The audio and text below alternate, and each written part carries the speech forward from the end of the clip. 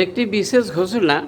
পুরীতে দড়ি ছিঁড়ে পড়ে গেল বলভদ্রের মূর্তি, 9-10 জন আহত, গুরুতর আহত, হসপিটালে ভর্তি। তাহলে খৈনি খেয়ে কি পুজো হয়? চুটকি গুড়াকু দিয়ে দাঁত মাজা উচিত না, এবং তেরেঙ্গা খেয়ে পুজো করা মহাপাপ। এই পাপের অন্ত নাই। এইভাবে তন্ত্রসিদ্ধ ভালো না। এমনি তো এতদিন তো মূর্তি পড়েনি।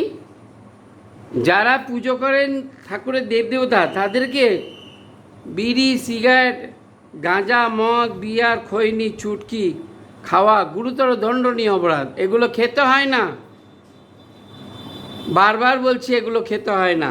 দেখুন, পুরীতে দড়ি ছিঁড়ে পড়ে গেল বলভদ্রের মূর্তি, তার মানে খৈনিকে নিশ্চয়ই টেনেছে।